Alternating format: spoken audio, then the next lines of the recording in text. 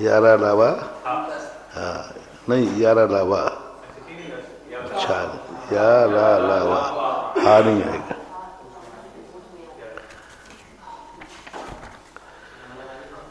अपन ने अब जिह्वा मूली के कल समझा था, तो जिह्वा मूली का पूरा डिस्कशन, पूरा खोज की गई। जिह्वा मूली का सबसे पहले तो इसका नाम है जिह्वा मूली। तो जिह्वा के नहीं रंग, ठीक ठीक है, ठीक, जिह्वा के मूल से बोला जाता है। इसका शाब्दिक अर्थ क्या है? शब्द से ही निकल रहा है कि नहीं? जिह्वा मूली, ये जिह्वा के मूल से, एक से नहीं, एक से मूल, मूल। जैसे विसर्ग कहा, कह, तो अब का पूरा विसर्ग बोलो कहाँ से आएगा? जिह्वा के बीच से आएगा, नहीं, कह रामः, रामः। अब इसको आधा विसर्ग बोलो, रामः, क मतलब छोटा सा आधा है रस बोलना, पूरा नहीं। रामा कह, तो अपन ने पूरा विसर्ग बोला ना, बोलो कह, कह पवती, कह करोती, क्योंकि का के पहले आता है तो कह करोती, कह करोती, कह करोती नहीं, कहना पूरा विसर्ग, कह करोती नहीं, कह करोती, कह कह, यहाँ से निकल रहा है जीव के मूल से। और उपध्मानी का अर्थ होता है पा, ओंठ से, पह पह। अब पा में बोलो, विसर्ग बोलो पह, क यहाँ जा रहा ना, और पा पह, पा पिबती, पा पिबती, तो पा ओंठ से। तो इसको जो ओंठ, जिस विसर्ग का पा अक्षर के साथ जब आधा विसर्ग आएगा वो ओंठ से बोला जाए, इसको उपध्मानी बोलते हैं। और जिह्वा मूली यानी जिब का के, मात का के साथ, कई व्याकरणाचार्य खा के साथ भी मानते हैं, का खा पा फा, का खा पा फा, इन दोनों के साथ, का खा के साथ जिह्वा मूली, जिह्वा के पिछले भाग, मूल जहाँ से जिह्वा जुड़ी है वहाँ से बोला जाता है, आधा लिखा जाए, आधा है। और पा के साथ आधा विसर्ग बोलना, प पवती, पवती।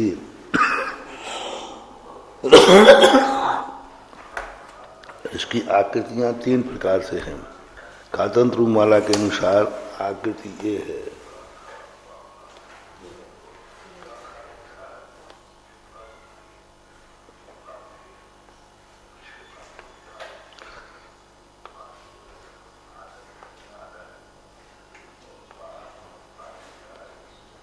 ये वज्र बनता है ऐसा आकृति एक।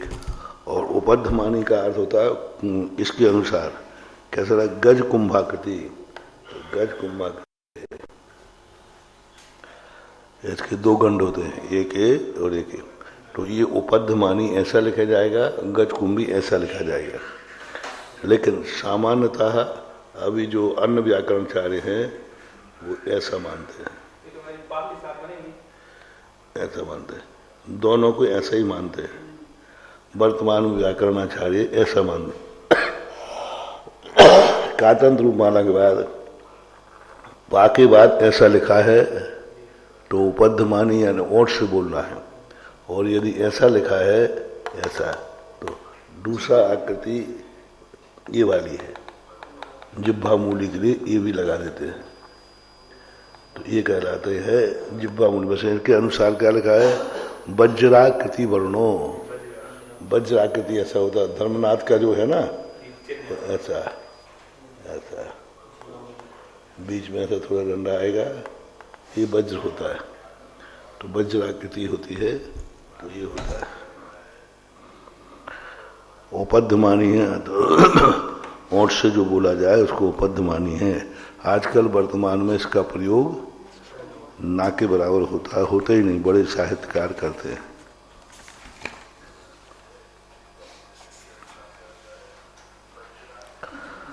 स्वर संधि रुच्यते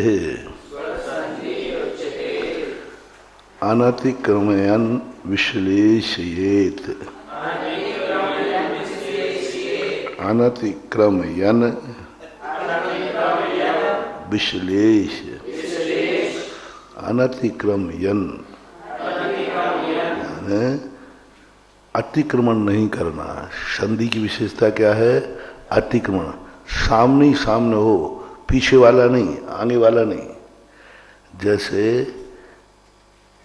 कोई भी शब्द ले रहे, कोई ऐसा शब्द मिला दिया कांता आगता, तो कांता और आ में ही संधि होगी, गा और ना में नहीं होगी। जैसे महावीर है, महावीर शब्द है तो महावीर, तो संधि किसकी होगी? दो की। जो आमने सामने उसी की संधि होगी। अनतिक्रमात यानी और आगे पीछे नहीं लेना। जैसे रामेश्वर है, रामेश्वर, तो राम धन ईश्वर, तो अब संधि किस में होगी? आ में। आ में, मा में नहीं, अनतिक्रम कर दिया, अतिक्रम कर दिया तुमने। राम शब्द है ना, तो माँ पूरा है कि हलंत? पूरा है। अब कहाँ आगे आ गया? क्या ईश्वर आ गया? तो ईश्वर आने में माँ के जो आ है और उधर क्या है? ई, तो आ और ई में संधि होगी। आ और ई में संधि होगी। माँ और ई सा में नहीं होगी, रा में नहीं होगी। अनतिक्रमण यानी जो संधि होती है आमने सामने, जो बिल्कुल निकटवर्ती जो है, दोनों निकटवर्ती में संधि होगी। दोनों यदि दूर हैं तो अनतिक्रमण, क्रम का उल्लंघन नहीं करना। इनका है अनतिक्रमात विश्लेष, क्रम का अतिक्रमण किए बिना विश्लेषण किया जाता है, उसे संधि बोलते हैं। ये संधि की परिभाषा है, स्वर संधि नहीं, संधि की परिभाषा है। संधि की सामान्य परिभाषा क्या है? जो अनतिक्रमण, अनतिक्रमयन, अनतिक्रम करता हुआ, यानी अतिक्रमण, अनतिक्रमण यानी अतिक्रमण ना, अतिक्रमण नहीं करना अनतिक्रमण है। अतिक्रमण लिखा होता तो लांघना, और अनतिक्रम का अर्थ क्या है? क्रमण नहीं करते हुए, यानी करते हुए। अतिक्रमयन, अनतिक्रम करते हुए विश्लेषण होने से इसको संधि कहते हैं। बहुत अच्छी परिभाषा है। अनतिक्रमयन विश्लेषयेत, अनतिक्रमयन विश्लेषयेत। हाँ, अनतिक्रम करता हुआ विश्लेषण होने से। अथ दीर्घ संधि। 23वां सूत्र किसका है?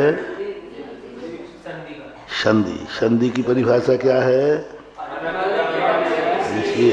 यानी अतिक्रमण नहीं करना, एक भी अक्षर को उल्लंघन नहीं करना।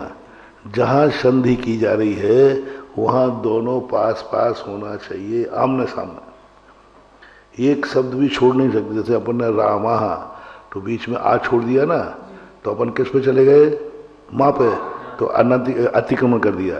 क्योंकि पहले अपन अलग अलग करो, रा प्लस आ, फिर माँ और फिर आ, तो पास में कौन आ गया? आ, माँ को नहीं लेना। ऐसे ही सभी में लगा लेना शुरू में। तो ये संधि की परिभाषा है।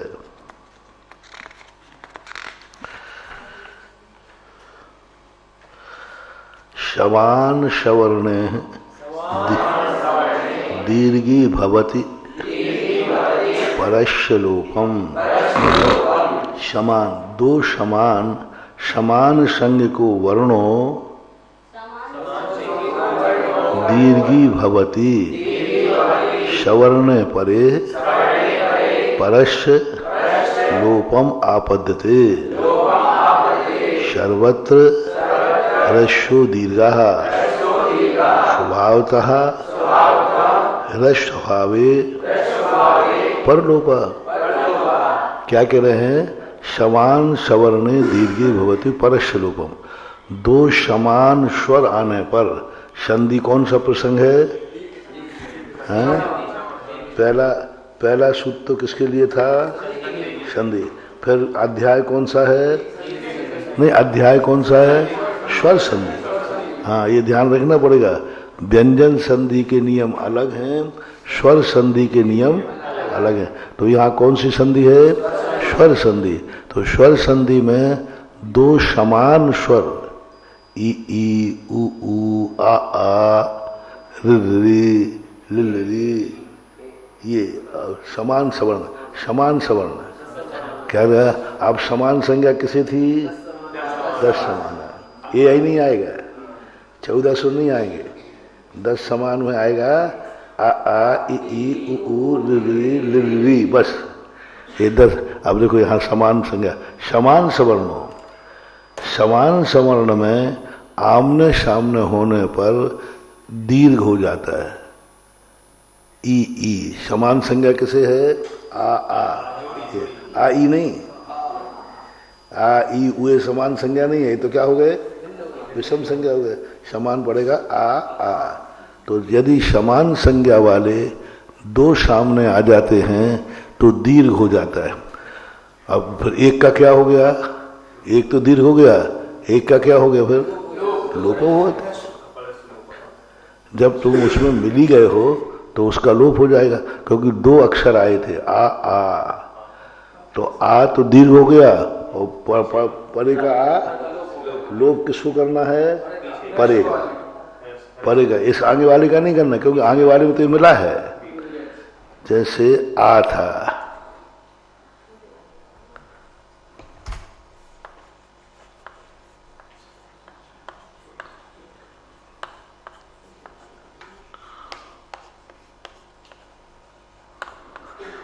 ये दो आते, देखो ये आ था, अब ये आ गया परे, तो ये इसमें मिलेगा, ये इसमें नहीं मिलेगा। हाँ, बड़ा आ में ये छोटा आ नहीं मिलेगा, ये वाला अक्षर जो है इसमें आके मिलेगा। अब इसमें ह्रस्व भी है, तो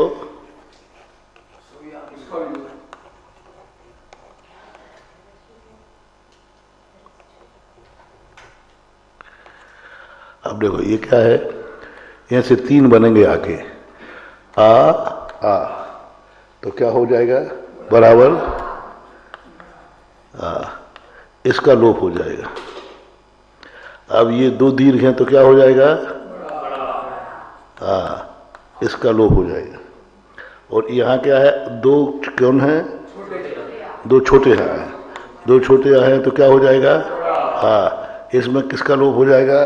कोई लोप नहीं। एक आ का लोप हो जाएगा, ये इसको दीर्घ कर देगा, और दीर्घ होते ही ये लोप हो जाएगा। तो परे लोप, इसका ध्यान रखना। लोप भी इसमें अंतर है, पूर्व का लोप हो रहा है कि आगे का लोप हो रहा है? हाँ, तो आगे वाले का लोप करना है, पहले वाले में मिलाना है। पीछे वाले का लोप होगा, हाँ, आगे मिलाना इसमें है। शवान सवर्णो दीर्घी भवती परस्य लोपम अदीर्घो दीर्घताम याति नास्ति दीर्घस्य दीर्घतः पूर्वं दीर्घशुरं दृष्ट्वा परलोपो विधीयते। अदीर्घो, अदीर्घ यानी ह्रस्व, दीर्घताम याति। यदि पहला अक्षर ह्रस्व है और आगे जो अक्षर आया है वो किसको प्राप्त हो जाएगा? अदीर्घो, अदीर्घ यानी ह्रस्व, दीर्घताम याति, दीर्घता को याति यानी प्राप्त हो जाता है। नास्ति दीर्घ से दीर्घता, दीर्घ की क्या दीर्घा होगा? जब वो पहले से दीर्घ है तो अब क्या दीर्घ होगा? पूर्व, तो फिर 2 आ हो जाएंगे। जब उसमें बड़ा आ में आप मिलना ही नहीं है, वो तो पहले से है। कितनी अच्छा, ये देखो ये सूत्र की वृत्ति ये भी जैनाचार्यों का ही है। पूर्व दीर्घ स्वरम दृष्टवा, कितनी अच्छी बात है। पहले हमने अदीर्घ में क्या मिलाया? तो क्या मिल गया? अब पहले से ही वो दीर्घ है और फिर दीर्घ आ गया।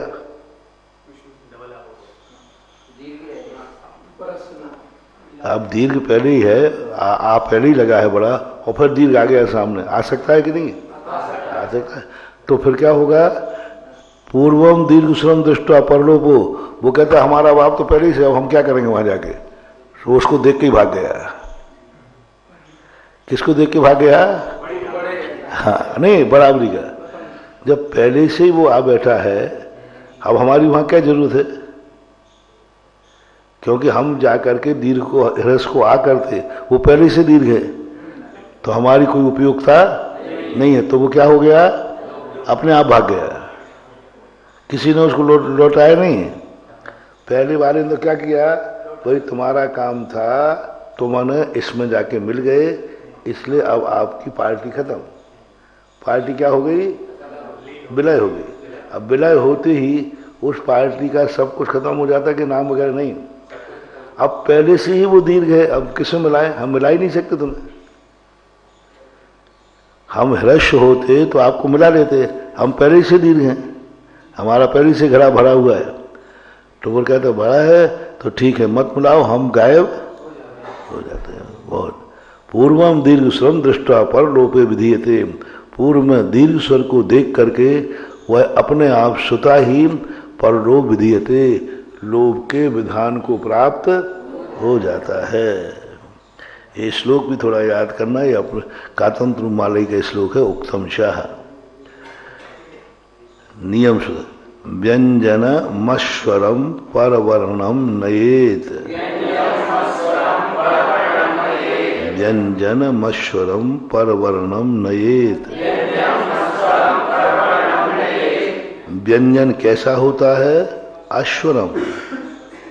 व्यंजन कैसा होता है? अश्व, स्वर से हलंत लगाते ना अपन लोग, का के नीचे हा, खा के नीचे हा, तो व्यंजन हमेशा स्वर से, उसी को व्यंजन है। यदि स्वर मिल गया तो फिर व्यंजन में नहीं आएगा। यदि व्यंजन अश्वरम परवर्णम नयेत, परवर्णम नयेत, परवर्ण को प्राप्त करता है। कैसा करता है? परवर्ण को प्राप्त होता है। परवर्ण व्यंजन है और आगे आ गया तो वह क्या मिल जाएगा? परवर्ण को प्राप्त हो जाएगा। ऐसा अश्वरम व्यंजनम परवर्णम नयेत, जो अश्वर है वह व्यंजन परवर्ण को प्राप्त हो जाता है। अब पर्ण वर्ण किसे ले रहे अपन? आगे वाले के पीछे वाले को। जैसे अभी अपन ने कहा का था और आ मिल गया, तो का में आ मिला है कि का आ में मिला है? हाँ, आ में मिला है, ये ध्यान रखना है। अभी अपन ने ऊपर किसमें किसको मिलाया था? आगे वाले को पीछे में मिलाया था। ई छोटी थी तो बड़ी आ गई, तो वो बड़ी किसमें मिल गई जाके? तो आगे आने वाले को अपनी भाषा में समझें, आगे आने वाला अक्षर पीछे वाले में मिला है।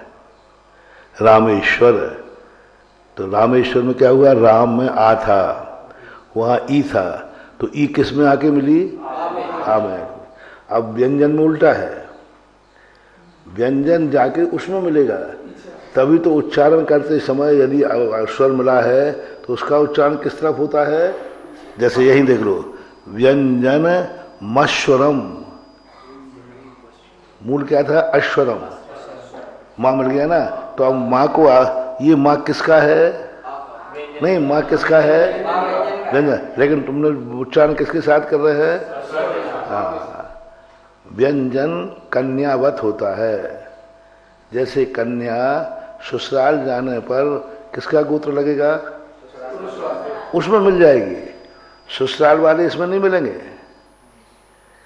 यानी वर पक्ष वाला लड़की पक्ष में मिलता है कि लड़की वर पक्ष में मिलती है? हाँ, तो इन व्यंजनों को कन्यावत कहा जाता है। ये जिसमें पास जाते हैं उसी के।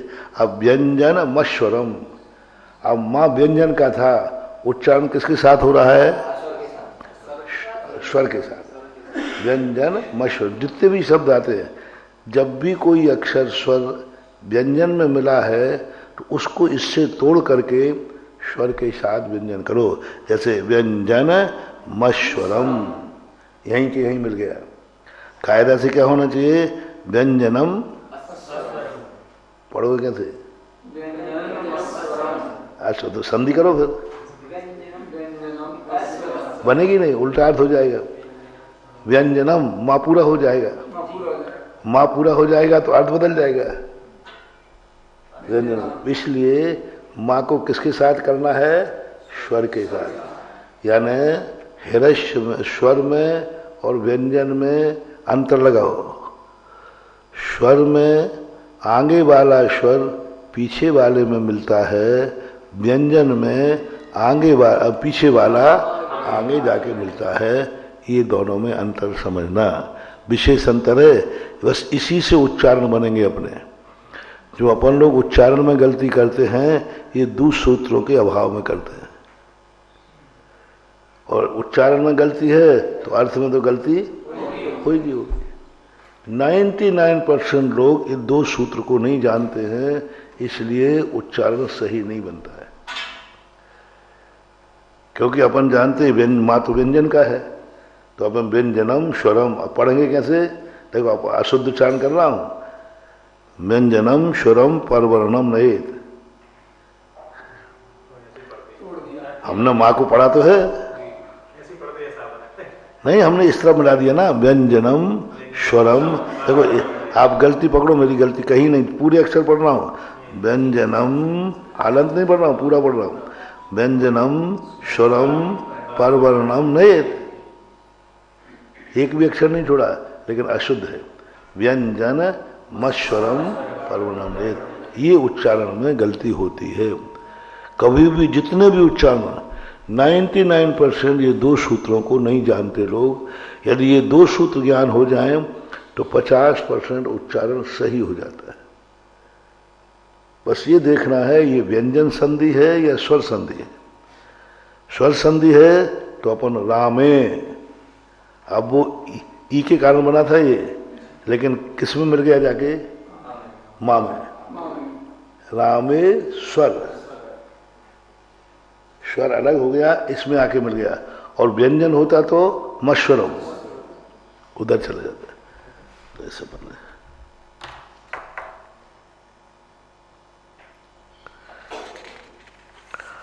व्यंजन मश्वरम परवर्णम नेत, अश्वरम व्यंजनम परवर्णम नेत तवाभुदय। अब देखो, अब इसमें उच्चारण में अपन ने क्या कहा? तवाभ्युदय पढ़ना कैसे चाहिए? तवाभ्यु। अब अपन तवाभ्युदय, अपन क्या पढ़ेंगे? तवाभ्युदय। कांता गता, हाँ खा गए सब। उच्चारण तो यही है ना, कांता गता, क्योंकि कांता शब्द अपन को रहता है। अब मूल सुने कांता गता, हाँ ता को उधर ले जाओ, क्योंकि स्वर व्यंजन संधि है ना।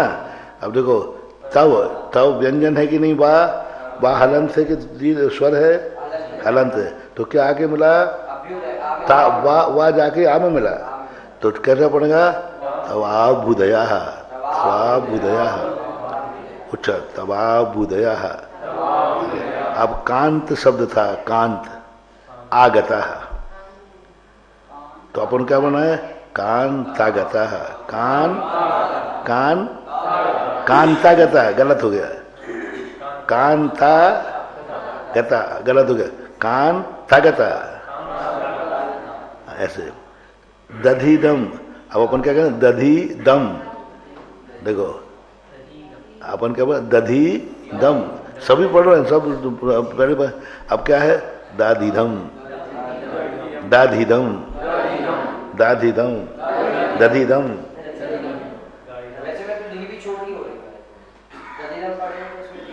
दाधिदम, दधिदम, वो दीर्घ तो कर लेंगे, लेकिन उच्चारण गलत हो। दाधिदम, और अक्षर कर बैठा अपन क्या है? दधिदम, ये उच्चारण बैठा। नदी हते, नदी हते, नदी हते, नदी हते नदी हते उच्चारण सबको बैठा हुआ है। इसलिए संस्कृत के पाठकर कहते हैं हिंदी कारों का कभी उच्चारण शुद्ध हो ही नहीं सकता, क्योंकि हिंदी अलग चीज है और ये नदीयते नदीयते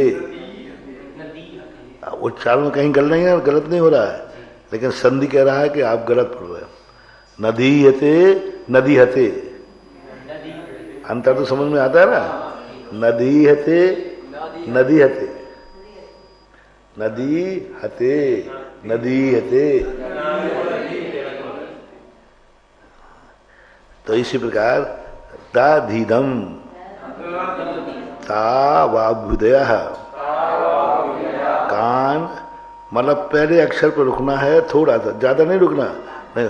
कान तागता, जो अर्थी मिल गया, बोल कान तागता, कान तागता मतलब किसी को पकड़ में भी नहीं आए कि ने तोड़ दिया है, लेकिन अपने उच्चारण में आना चाहिए कान तागता, कान तागता। दधीदम दाधीदम दाधीदम नदी हते नदी हते। वसु भयो बधूडा पितृसभा पितृ।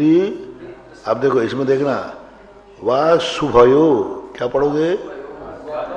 वसु शब्द था, उकार था ना, और सामने दीर्घ आ गया, उसके लिए आगे सूत्र दे रहे हैं, ये सिद्ध पद है आगे।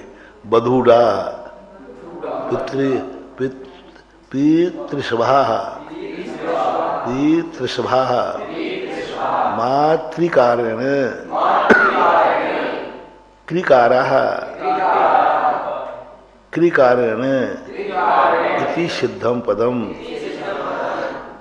ऊपर के शब्द जो यहाँ लगे और इनको अलग से अभी सिद्ध करते हैं, कुछ विशेषता है इनमें। तो हो गया ना, व्यंजन मश्वरम परवर्णम नेत अर्थ। अब इन दोनों का तुम लोग अर्थ बताओ, कोई भी दोनों श्लोक, दोनों सूत्रों का। पहले सूत्र का अर्थ समान स्वर्ण की होती, जब समान वर्ण के आने पर, समान स्वर के आने पर पीछे का लोप हो जाता है, आगे का दीर्घ हो जाता है। दूसरे का व्यंजन के आने पर वो परवर्ण में गर्भित मिल जाता है। कौन किस में मिलता है? आगे वाला पीछे वाले में मिल जाता है। व्यंजन में व्यंजन स्वर में मिल जाता है, सीधे कहो। ऋतो ऋतोर लोपो वाह, नहीं, ऋति ही ऋतोर लोपो वाह, ऋति परे ऋतोर लोपो वा भवती। अब देखो विशेषता देखना, अब वहां तो क्या हो रहा था, समान सवर्ण दीर्घो भवती, समान स्वर गाने पर दीर्घ होता है। समान कितने थे? 10 थे। 10 में रिकार रिकार था कि नहीं था? तो फिर रिकार का भी दीर्घ होना चाहिए। जैसे रिकार था और रिकार आ गया तो सीरिया समान सवर्ण दीर्घो भवती, बोले नहीं, विशेषता है, विकल्प से दीर्घ होता भी है और नहीं भी होता है, ये कहलाती विशेषता। पहला सूत्र तो 10 सब आ गए थे कि नहीं, उसमें रिकार लिकार भी आएगा कि नहीं? आ गया। लेकिन अब वो कहते नहीं, 10 में विशेषता है, यदि रिकार के सामने रिकार आ गया तो दीर्घ होता भी है और नहीं भी होता, विकल्प से। ऋति ऋतोर लोपो वाह, ऋति का जो आगे आया है लोपो विकल्प से होता है, कई स्थान पर नहीं करेंगे। ऋति परे ऋतोर लोपो वा भवती। जैसे देखो, होत्री ऋकारा, अब होत्री ऋकार मूल शब्द क्या है? मूल शब्द ये है, होत्री शब्द है। अब होत्री में क्या आ जाएगा? ऋकार आ जाएगा। होत्री ऋकारा, तो पहले में उन्होंने दीर्घ नहीं किया, दूसरे में दीर्घ कर दिया, क्योंकि दीर्घ होने से वह अर्थ तो नहीं बदलेगा। जैसे ये होत्री था,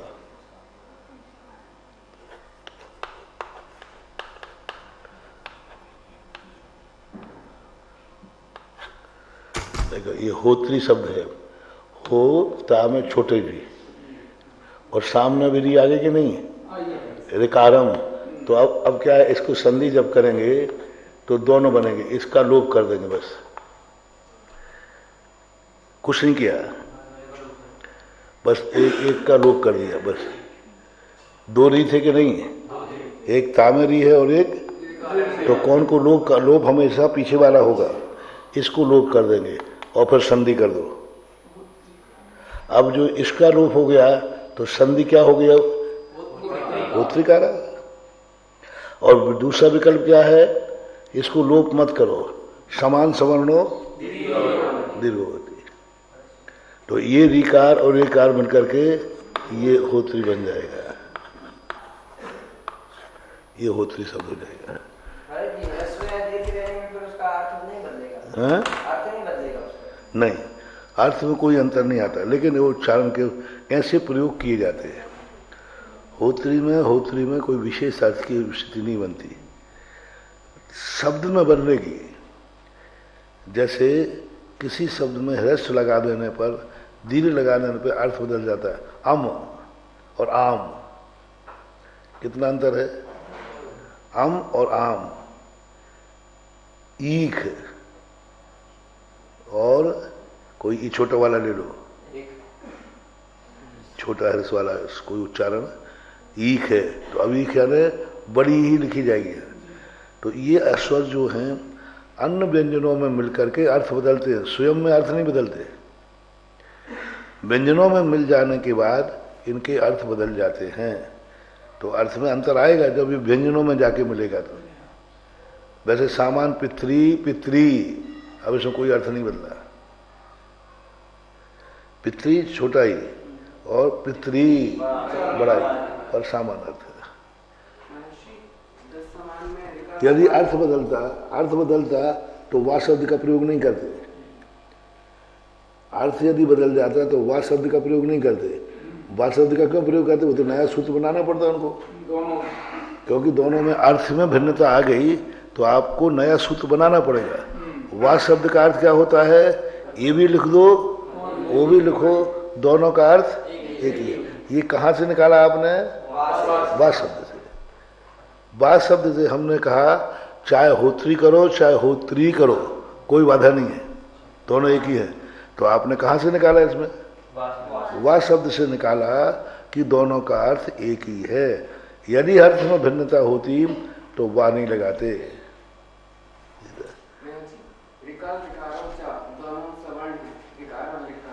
हाँ, तो होत्री लोप हो जाएगा।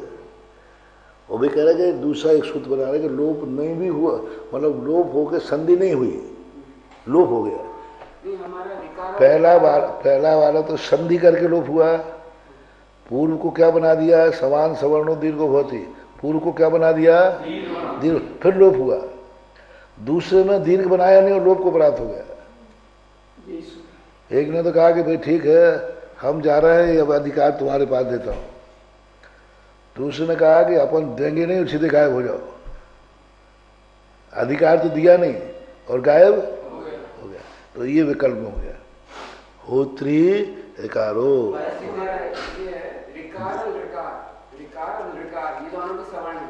हाँ, रिकार और जो लिकार है ये सवर्ण है। हाँ, आगे आएगा रवर्ण लवकार, ये दोनों एक ही उच्चारण में आ जाते हैं। अब तुम्हारे कहना है रिकार और लिकार का क्या करेंगे,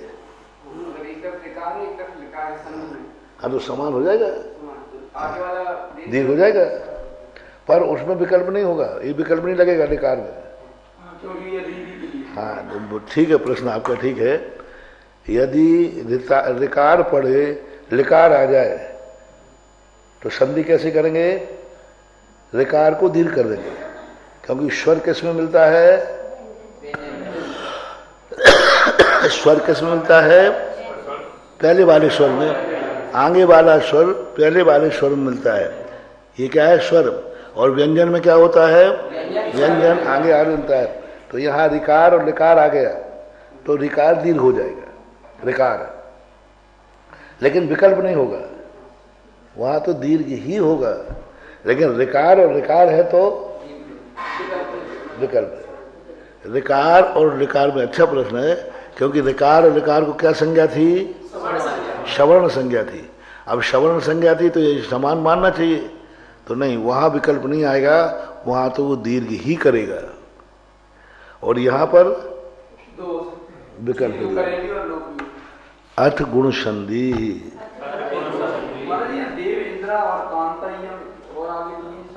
देवेंद्र है, कांता है, यम। देव धन इंद्राह, कांता यम देवेंद्राह, देवेंद्र।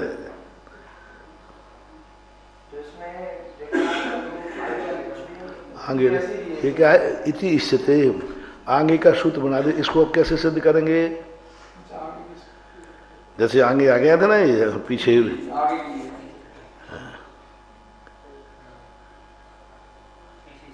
अभी अपन सूत्र पढ़ा था, ये पितृस्वाहा मातृकार्यणे की कार इति सिद्धम पदम। अब इनको ये पद आ गए तो अब इनको कैसे सिद्ध करें? क्योंकि अब देखो सिद्धि पदम कैसे आ गया? बस वसु भयो, तो छोटा ऊ था कि नहीं, तो बड़ा ऊ आ गया, तो क्या हो गया? वसुभय, वसुभय, बधूडा, उड़ा। अब यहाँ क्या गया? पितृस्वाहा, तो दीर्घ हो गया कि नहीं? मातृकार्यण की कारण है। अब इसके लिए कहते हैं ये तो सिद्ध पद हो गया। अब इसका कोई विशेषता है क्या? तो आगे बताते हैं। ये ऋतु ऋतु लोप हुआ, गुण संधि करते हैं। अब देखो गुण संधि कैसे हो रहा है? देवेंद्र कांता यम इति स्थिते, ये शब्द आ गया तो क्या करें? आदि तो उसकी सिद्धि के लिए होत्री होत्रिकारा, ये तो विकल्प हो गया। अब देवेंद्र और कांता का तो यहाँ कोई संबंध था नहीं। किसी ने कह दिया देवेंद्र बनाओ, कैसे बनाएंगे? कांता बनाओ, कैसे बनाएंगे? कांता यम बनाओ, तो फिर आगे के सूत्र की रचना करते हैं। गुण संधि, गुण देव धन इंद्रा कांता यम इति स्थिते, इति स्थिति। स्थिति का अर्थ क्या? ये स्थिति आने पर क्या करूं? आपने रिकार रिकार तो बता दिया, लेकिन देवेंद्र आ गया, कांतागत आ गया, तो हम क्या करें? ये तो देव वकार में, देव के वकार में स्थित आकार तथा कांता के ता में स्थित आकार को ये करने के लिए अग्रिम सूत्र कहते हैं। अवर्णे इवर्णे ये, अवर्ण इवर्णे ये, अवर्णे के परे ई होने पर स्वर देखना। अब एक एक अक्षर का कह रहे हैं, पहले सामान्य सूत्र रट लोगे तो उलझ जाओगे। ये विशेष सूत्र कहलाते। अपन समान सवर्ण दीर्घो भवति कह करके और सबको समान करके एक लाठी से हाँक देंगे तो पर अटक जाएंगे कि यहाँ होत्री रिकार लिखा है तो यहाँ दीर्घ क्यों नहीं हुआ, और ये गलती हो गई लिपिकार से। अपन जल्दी सुधार देंगे। अपन सुधारने में माहिर हैं, क्योंकि अपन ज्ञान से कम थोड़ी है। जल्दी नहीं सुधारना चाहिए, क्योंकि अपन ने क्या पढ़ लिया है? समान सवर्णो बाहर रटा हुआ है। जहां समान अक्षर आ जाए वहां दीर्घ कर दो। अब वहां दीर्घ नहीं करके होत्री कारा निकला तो अपन समझेंगे प्रेस मिस्टेक हुई है। तो अपन तुरंत क्या करेंगे फिर? और कोई 26वां सूत्र जानता हो तो कहते हैं महाराज रुको, विकल्प से होत्री कारा भी होता है। ऐसे यहां पर आवरण एवर्ण ए, आवरण के परे ई आने पर और कोई अक्षर नहीं, इवर्ण इवर्ण दे दिया। इवर्ण इवर्ण आने वर्ण ग्रहण है, वर्ण ग्रहण है, केवल ग्रहण, कार ग्रहण है वर्ण का श्रवण करना और कार्य करने, कार्य यदि ग्रहण किया है तो एक ग्रहण करना और वर्ण किया है तो पूरे सब आ जाएंगे। ये सूत्र है। तो यहाँ क्या है, अवर्ण इवर्ण ए, तो इवर्ण अवर्ण आते ही आ भी आ जाएगा क्योंकि वो अवर्ण में ही है। और यहाँ क्या हो गया, इवर्ण, तो ई और ई आने पर ई का क्या हो जाएगा, आ का क्या हो जाएगा, अवर्ण इवर्ण ए, अवर्ण ए ई अवर्ण इवर्ण ई, आ के परे ई आ जाने पर हो जाता। अब देव में आ कहाँ है, हाँ, ये संधि करना भी आना चाहिए पहले अक्षर में। इसमें कौन सा अक्षर मिला हुआ है, देवी, देवी है और इंद्र आ गया तो देवी शब्द है, देवी प्लस इंद्र,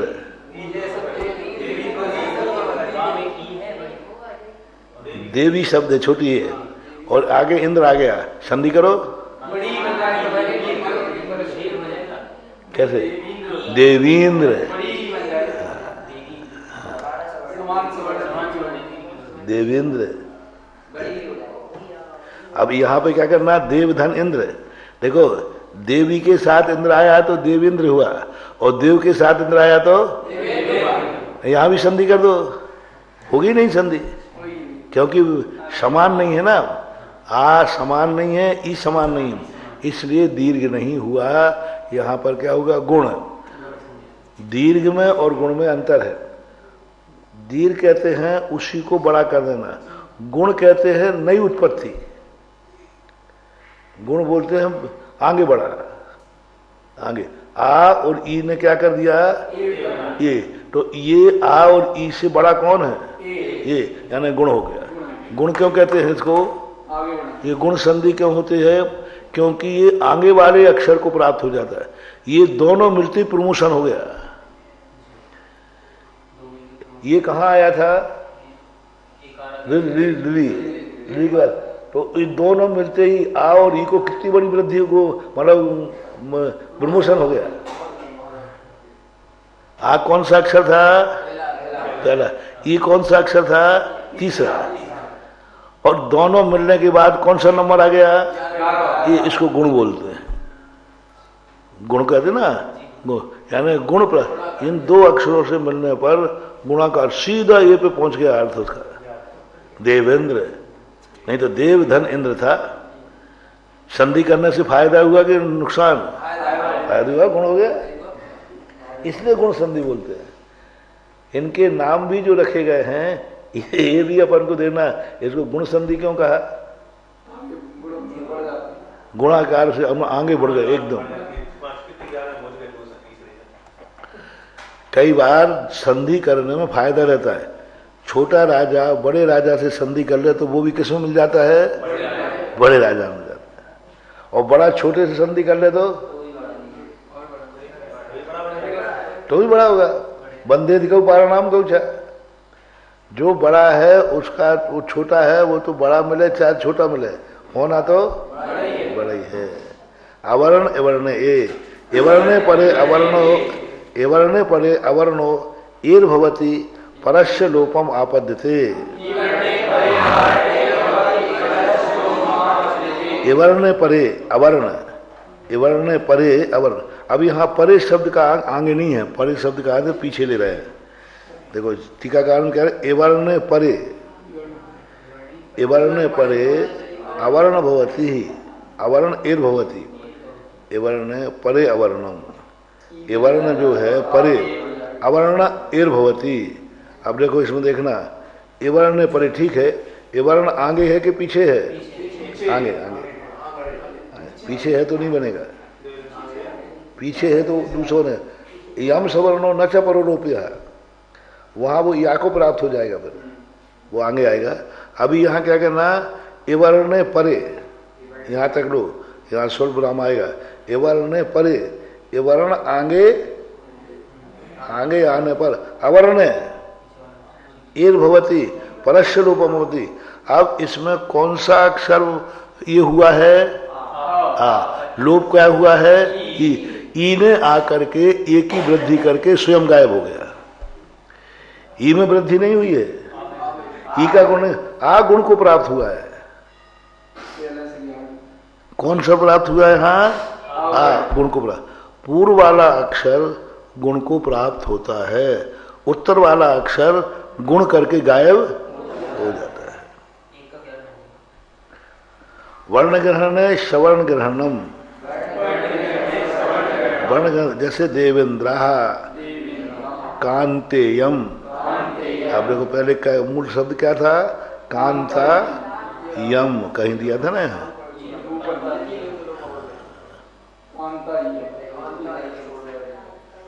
कांतायम। अब कांतायम में क्या हो गया? इसमें देखो एक ह्रस्व आ दिया और एक दीर्घ आ दिया।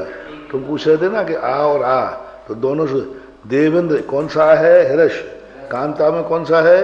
दीर्घ। कांतेयम, कांतेयम हो गया ना। इस प्रकार हल ईशा लांगल ईशा इति स्थिते। आप देखो यहां तक तो समझ में आ गया, देवेंद्र समझ में आ गया। कौन किस में मिला है? आगे वाला पीछे वाले में गुण किया, आगे वाले ने पीछे वाले को क्या किया? गुण किया और स्वयं लोप प्राप्त हो जाए। अब आगे दूसरा दे रहे हैं, हल ईशा लांगल ईशा। अब देखो, अब समझे इसी सूत्र को यदि हम सिद्ध करते हैं तो क्या बनेगा?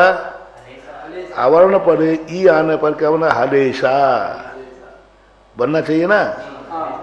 लांगलेशा।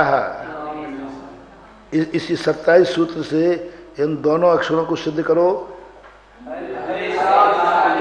गलत है, इसलिए उनको स्थिति में डाल दिया कि यदि यही सूत्र तुम इसमें लगाओगे तो हल ईसा लांगल ईसा में नहीं लगेगा, क्योंकि ये प्रश्न है। कैसे लगेगा? हल, हाँ तो सीधा हल ईसा बना लो, बना ही दिया। अभी देव में आ था कि नहीं, देवंत बना दिया, ऐसा हल ईसा बना दो। इसमें विशेषता है। कौन सी विशेषता है? तो सूत्र कहते हैं हल लांगल योर ईशायामस्य। अब देखो ईशा या मस्मा को कहाँ पढ़ना है? श्या के साथ। क्यों? हाँ, क्योंकि माँ आ में जाके मिला है। माँ किस में जाके मिल गया? आ में। इसलिए हल लांगल यो रीशा या मस्य लोपा।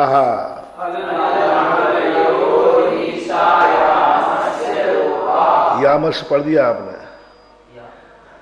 गलत पढ़ दिया। लांगल यो रीशा या मस्य लोपा। हाँ, या मस्य लोपा नहीं पढ़ना, या मसलोवा गलत पढ़ दिया। या मसलोवा। हा लांगल यो रीशाया मसलोवा। हल लांगल यो रीशाया मसलोवा। अब 27वें नंबर सूत्र के जिस सिद्धांत था वो सिद्धांत सही है, लेकिन हल लांगल में वो सिद्धांत नहीं लगेगा। यह विशेषता। जैसे रीति ऋतोर लोपो कहा था ना, रीति ऋतोर लोपो वह ये सूत्र आया था। तो रीति में रीति का लोप हो जाता है विकल्प से। अब इसी प्रकार से एवर्ण एवर्ण ए भवती। कौन सा सूत्र पढ़ा अपन अभी? अवर्णे एवर्ण एर भवती। तो ये सूत्र है, लेकिन ये हल और लांगल में, हालांकि यहाँ अवर्ण वर्ण है, होने पर भी नहीं मिले। मात्र 2 ही शब्दों में। अने जितने दुनिया के इतने हजारों शब्द हैं अवर्ण से वर्ण बन रहे हैं, लेकिन ये 2 हटी है नहीं, हमें नहीं बनना है। इन 2 ने ऐसी कौन सी आवाज उठाई कि उनमें सूत्र लागू नहीं हो रहा है? आफत हो गई है। क्या आपत्ति, इनको बनने में क्या आपत्ति थी? स्थिति तो वही हो रही है, बना देते। वैसे ही बन रहा है। आर्ष वचन व्याकरण बाद में आए, किसी आर्ष ऋषि ने इन दो में वो सूत्र नहीं लगाया, तो ये नए सूत्र की रचना करना पड़ी। आर्ष वचन को हम काट नहीं सकते, हमें भली नया सूत्र बनाना पड़ तो बड़े, आर्ष वचन को आप गलत नहीं कह सकते, आप सूत्र बनाइए नया, क्योंकि आर्ष वचन है। आर्ष वचन में प्रमाणिक व्यक्ति के द्वारा लिखा बोला हुआ शब्द खंडन है। जैसे आचार्य ज्ञान सागर महाराज ने राजस्थान के थे, वो तो चूरमा शब्द लिख दिया। अब पूरी व्याकरण में ढूंढो, चूरमा है ही नहीं कहीं, तो ये तो गलत है, संस्कृत का शब्द नहीं, तो राजस्थानी है। सारे पंडितों का नहीं, आर्ष के वचन को गलत नहीं कह सकते। आप कोश को बढ़ाइए, अगली बार में छाप के चूरमा लिखिए। आप संस्कृत कोश को बताइए, आर्ष के वचन को आप गलत नहीं कह सकते, क्योंकि वो किसने कहा है? प्रमाणिक व्यक्ति ने कहा है। इसलिए हर साल कोश बढ़ते हैं। इसी प्रकार यहाँ किसी महाराज ने, किसी ऋषि ने, हार लांगलयोर्यस्य लोपो भवति ईशायाम परतः, ईशा के परत हलीशा। देखो, हल लांगलयोर अश्य रस्य लोपो भवति ईशायाम परतः, तो अब क्या हुआ? हल था और क्या कर दिया इसने? हलीशा। तो क्या कर दिया? पीछे वाले को क्या कर दिया? आगे वाले सब में जोड़ दिया। हल पूरा था कि नहीं? लोप किसका हुआ यहाँ? आ का। अब देखो, ये है दादागिरी। अभी तक कौन लोप हो रहा था? आगे आने वाला लोप हो रहा था अभी तक। अब आगे आने वाला जो आया वो इतना जबरदस्त है, मैं तो लोप को नहीं हुआ, तू ही लोप हो जा। समान आ देख करके दूसरा क्या हो गया था? और यहाँ बड़ी ई आने पर उसने आ से संधि भी नहीं की, उसको हटा दिया। संधि भी नहीं की, कायदा से संधि कर लेना चाहिए थे, हलेशा बनना नहीं चाहिए, तो संधि भी नहीं की, उसको भगा दिया और स्वयं जाके हल्क में से आ निकाल दिया। तो हल ने कहा कि मेरा आ क्यों निकाल दिया? गौराम में मैं आ रहा हूं। अब हलीसा न बन के हलीसा, ये है व्याकरण की विशेषता। अब हल और लांगल में ये हमेशा ध्यान रखना पड़ेगा, नहीं तो कभी अपन हलीसा पढ़ेंगे तो कहेंगे ये तो संधि करना ही नहीं आता आचार्य को, हलीसा होता ही नहीं, हलेसा होता है, लांगलेसा बनना चाहिए।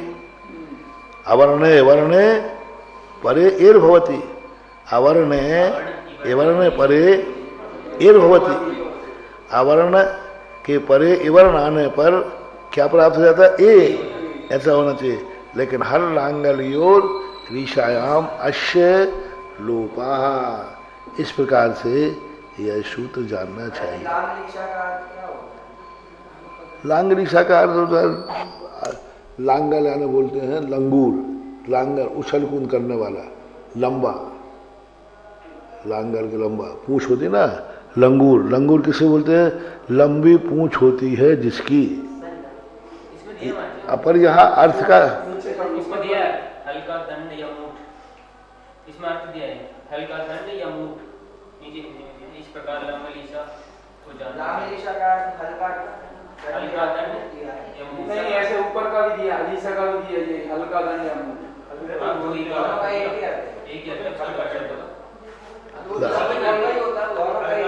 लांगल का अर्थ क्या है? इसी सूत्र की हिंदी में दिया है। इसी प्रकार लांगल का शीशा, लांगलिशा, हल्का दंड या मूठ को जानना चाहिए।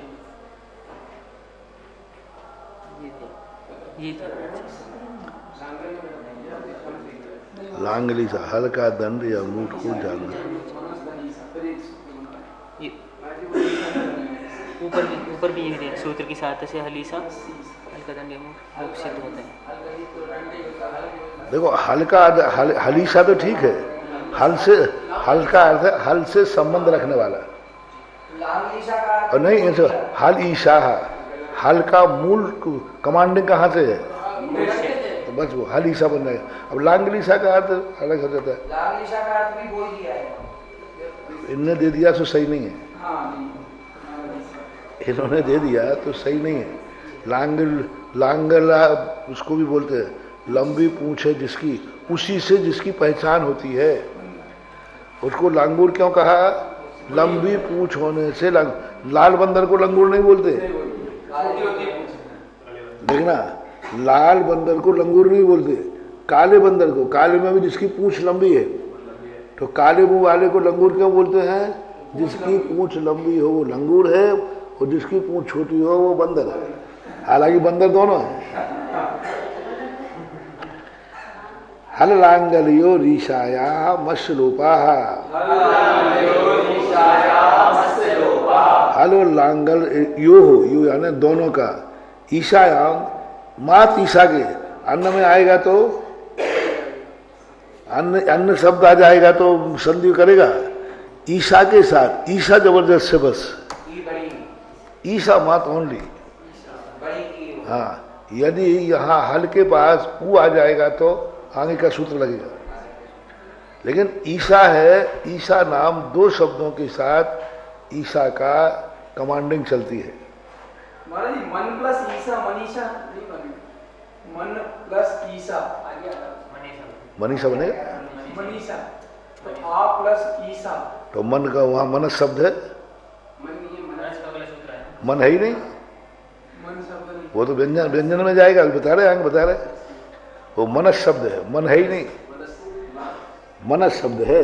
वो आगे सूत्र दे रहे हैं, देखो स्थिति दे रहे हैं ना, स्थिति मन। अब लांगल मीशा यहाँ तक तो हो गया 28 सूत्र का, और मन ईशा इति स्थिति। अब किसी ने कहा कि मनस ईशा के साथ संधि कैसे करें फिर, तो आगे मनसा सस्चाह, मनसो स्याह सस्चा लोपो भवति। अब यहाँ क्या है, देखो, ईशा के परे होने पर मन में जो सा था वह लोप को प्राप्त हो जाएगा। अब कौन सा बचा फिर, अब कौन सा बचा? सा लोप को प्राप्त हो गया।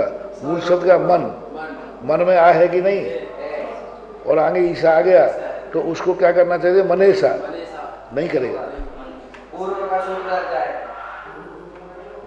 यदि गुण संधि करता है तो मनेशा होना चाहिए था, लेकिन ईशा का, ईशा संधि अब 3 अक्षर हो गए ईशा के लिए। हल और लांगल में वह समा अवर्ण एवर्ण ये नहीं सूत्र लागू होगा, वो अपना सूत्र लागू करेगा। और मनसा शब्द में मनस में कैसे करें? तो वो पहले आएगा तो कहेगा सा तू भाग रहा है कि नहीं, तो भाई मैं क्यों भागू? बोले मुझे सीधा ना को निपटाना है, तो सा कहेगा कि भाई हम बीच में से हटे जाते, फिर आप लड़ लो। भगा दिया इसने, किसने? ईशा। मात ईशा शब्द ही सारे करामात कर रहा है। लांगल और हल में और लांगल में किसने गड़बड़ किया? ईशा ने। और मनसा में कौन गड़बड़ कर रहा है? ईशा। ईशा मालिक है ना, स्वामी ईशा। महाराज जी, अभी यहाँ पर मतलब जब यहाँ पे हल और लांगल शब्द दिए थे तो यही मन शब्द भी दे देते, मनस शब्द भी दे देते, आगे स्थिति बनाना ना। तो क्या होता है, कथन करने के आगे हम कैसे सूत्र बनाएं?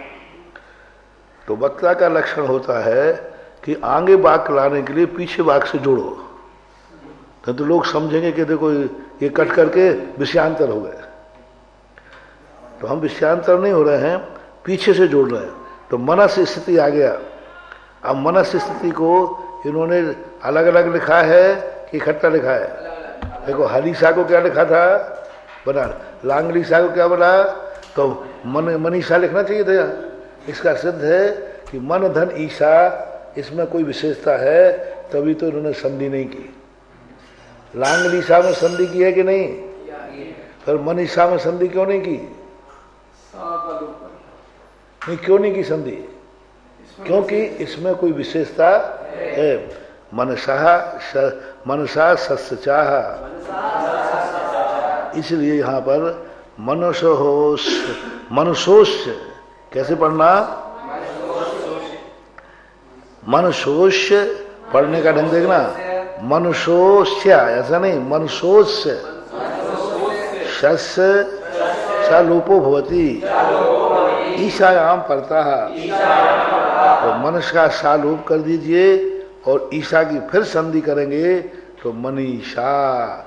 इसमें दो कितने लोप हुए बताओ? दो लोग हुए, हाँ एक साका और एक आकार। हाँ, एक सा का लोप हुआ और एक, अब सा का लोप होते क्या बोलेगा? मन। तो ईशा तो पहले लोग हल में लोप किया आ का और लांगिला में लोप किया आ का, तो आ का लोप तो कर ही रहा है। और आ और ईशा के बीच में कोई भी आएगा पर कोई का नहीं कर पाएगा, सा का लोप कर पाएगा, क्योंकि सा ईशा के सामने कमजोर है। तो व्यक्ति कमजोर को रहा, अरे तू उठ जा दे, मैं बैठूंगा। वहां सा को ही यदि का पड़ जाता तो ता पड़ जाता तो नहीं लोप कर पाता। सा को ही ईशा ने लोप किया है। ठीक, मनीषा के लिए और भी कोई, अभी एक ही शब्द रहेगा। और भी ले सकते हैं, वो जो सा वाले हैं। सकारांत कितने शब्द? बहुत सारे हैं। सकारांत शब्द ले लो, मनसा, मनसा नहीं, मनसा के सा को, हाँ सब तो मनसा शब्द दिया है। मनसा के लिए ये तीन अक्षर, हल लांगल मनसा, ये तीन अक्षरों में विशेषता जानना चाहिए। हल और लांगल में मात्र आका रूप किया है और मनसा में साका और आका रूप करके फिर संधि की है। इसको गुण संधि बोलते हैं। ठीक, बोधि समाधि परिणाम शुद्धि स्वात्मोपलब्धि शिव सौख्य सिद्धि चिंता